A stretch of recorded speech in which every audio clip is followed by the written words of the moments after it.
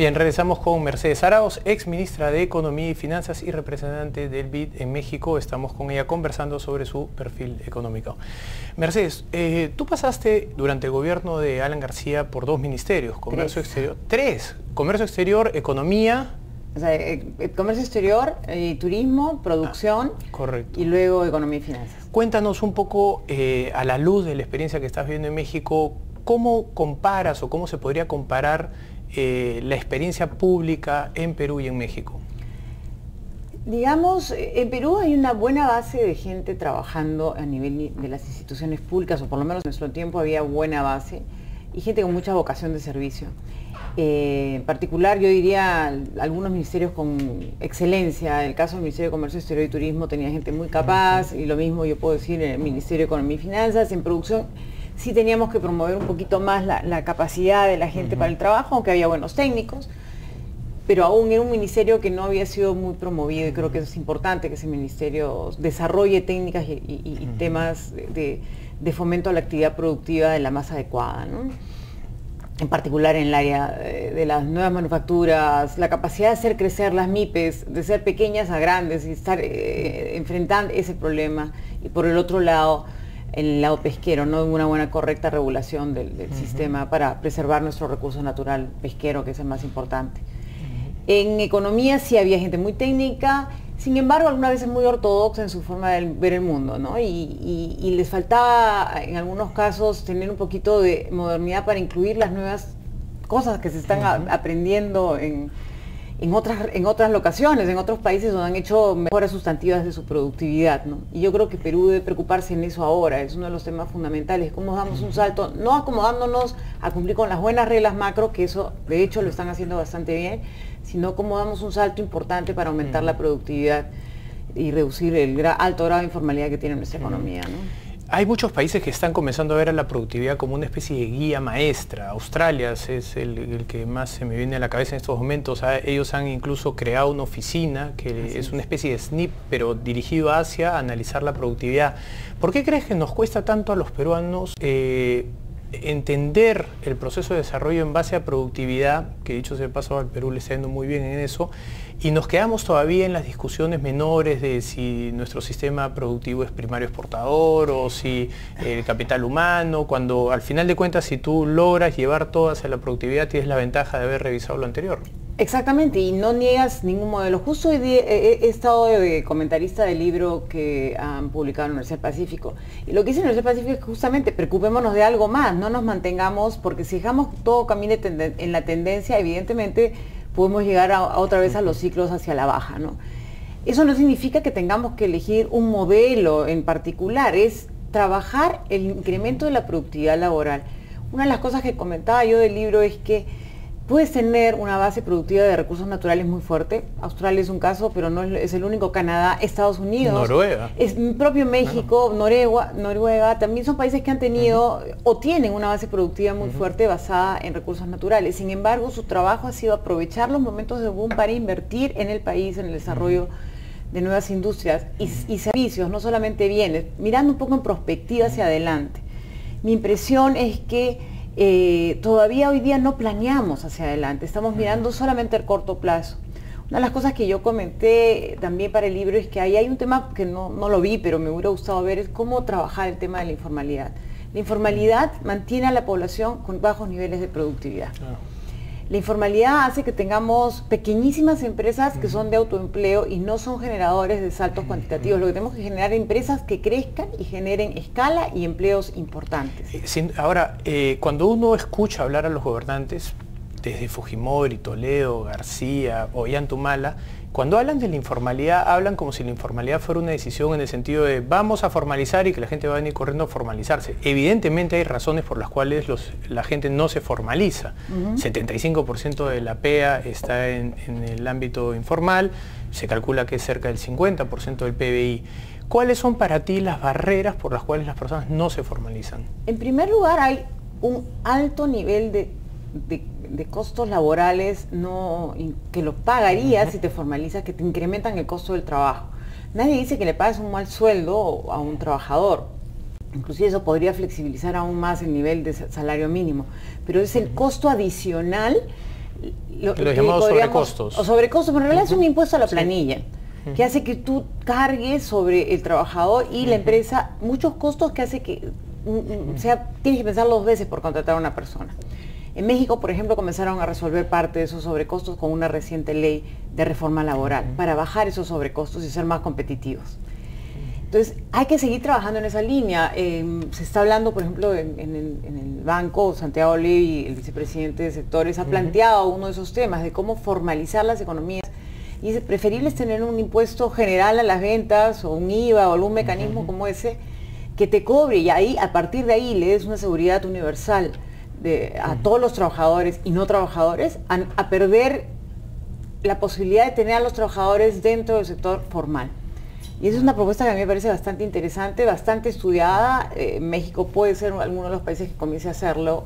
Y creo que Colombia, por ejemplo, ha comenzado a hacer esto con una reciente reforma fiscal que ha sido neutral en términos de mayor impuesto, pero sí orientado a mejorar la formalización de su país, ¿no? Lo que llama la atención es que habiendo tanta literatura, tanta evidencia a favor de esto, el Perú no haya ni siquiera creado un plan piloto en una zona específica donde se pueda observar durante 2 o 3 años qué es lo que ocurre y a partir de ahí sacar un poco de lecciones, algo se intentó con la nueva ley MIPE, no es perfecta, pero algo se intentó con la nueva ley MIPE que trabajamos durante el gobierno anterior, con Luis Carranza, mi persona y otros, ¿no? Con mucho debate interno, ¿no? Nuestra intención era permitir a la empresa a crecer. Hay un gap, hay un espacio en blanco. Tenemos empresas muy pequeñas y empresas grandes, pero en el medio no está, digamos, la clase media empresarial. ¿Dónde está eso? Queríamos nosotros fomentar un mayor crecimiento. Pero es muy costoso porque, bueno, hay que hacer un sistema pensionario que se acorde a esto. Nadie niega el sistema de pensiones, es bastante bueno el privado, digamos, ¿no? Pero hay personas que están fuera, entonces tú podrías incluirlos y meterlos y comienzan a generar empleo más adecuado, con un mecanismo de apoyo a la empresa si comienza a formalizar a sus trabajadores, ¿no? Lo mismo, planteamos una especie de, es necesario tener un buen seguro de desempleo. Se podría plantear también la existencia de la seguridad de salud, porque eso es un servicio universal de salud, hace que también el costo no tiene por qué pagarlo todo el trabajador, hay que hacerlo que lo paguemos todos de alguna manera, ¿no? Entonces creo que por ahí podríamos trabajar algo que sea de acceso efectivo a estos servicios, ¿no? Y por otro lado están las barreras burocráticas, ¿no? Se avanzó mucho en términos de barreras, pero las barreras tienen que seguir avanzando, y sobre todo a nivel municipal es donde mayormente encontramos una traba para que podamos atraer inversiones en nuestras comunidades, ¿no? Y que crezcan, ¿no? ¿Cómo ven a Perú afuera? Tú que estás ahora trabajando en el BID, ¿qué es lo que escuchas hablar sobre Perú? Que están muy sorprendidos del éxito de Perú, están además sorprendidos gratamente con el hecho de que habiendo cambios de gobierno, el nuevo gobierno no ha alterado las principales reglas de juego. En principio ven a un Perú que tiene un futuro promisorio. Como todos creo que tenemos que prepararnos ante las eventualidades del mundo externo. Esta potencial guerra de monedas nos puede afectar, tenemos que estar preparados para ser más competitivos, pero para eso hay que trabajar con aquello que llamamos lo no transable, ¿no? Para que nuestro tipo de cambio real realmente comience a reflejar menores costos, ¿no? Entonces hay que acelerar las inversiones, sobre todo aquellas inversiones que puedan apoyar el desarrollo productivo, ¿no?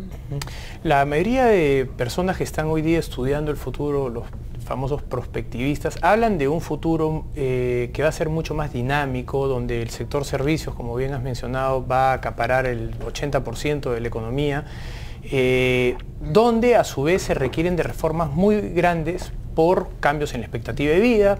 Probablemente viviremos más de 120 años cuando estemos en el 2050, y ya entonces la edad de jubilación no puede seguir siendo 65, y una serie de reformas que uno se pregunta en qué momento el Perú va a hacer ese análisis final de decidir hacia dónde quiere ir.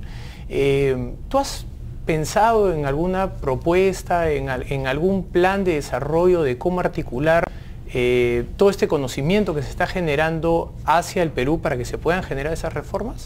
A mí me tocó en el año 2005 dirigir el Consejo Nacional de Competitividad, 2004 el Consejo Nacional de Competitividad.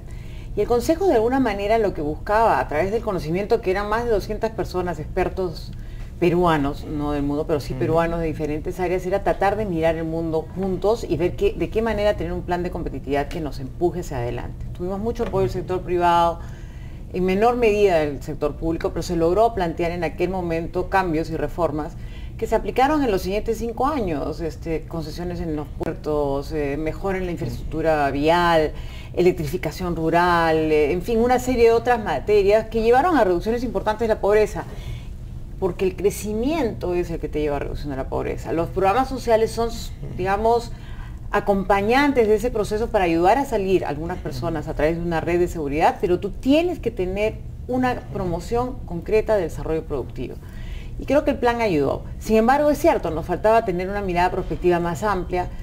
Ese plan esperaría de ellos esa capacidad de tener una mirada prospectiva que nos permita decidir por dónde son las principales inversiones, que trabaje muy de la mano con el Ministerio de Economía y Finanzas, mejorar nuestros sistemas de inversión pública nacional para que realmente sea lo suficientemente ágil y flexible para ayudar a que se desarrollen esas inversiones, tener una agencia de promoción de inversiones sólida. Hoy día hemos visto un deterioro en esa agencia y quizás que tercericen algunos de sus servicios con banca de inversión, ¿no? O sea, sería una alternativa que hace que sea menos costoso el proceso. El sector privado demora demasiado ahí.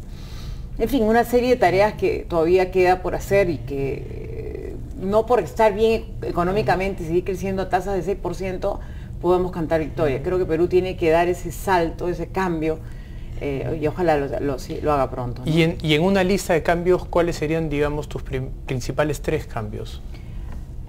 Bueno, efectivamente hay que trabajar en la educación, ese es un tema fundamental. Sin personas no haces un país y las personas son las que te desarrollan la producción. Y es educación básica y además formación laboral, es el otro lado de la pata que muchas veces nos olvidamos. ¿Cómo hacemos que las personas puedan tener acceso a una mejor capacitación para el trabajo y que no necesariamente siempre es educación superior? Puede ser una educación técnica que a veces están incluso mejor pagados que en la educación universitaria. Y eso hay que hacer programas públicos y privados ligados a este tipo de actividades. Por otro lado, también evidentemente seguir más inversión, la conectividad es fundamental. Y bueno, ahora que sabemos el tema de la seguridad ciudadana, obviamente creo que también es uno de los temas donde debemos preocuparnos para darle tranquilidad al trabajador y a las empresas de que pueda hacer su vida cotidiana en paz, ¿no? ¿Eres optimista del futuro del Perú?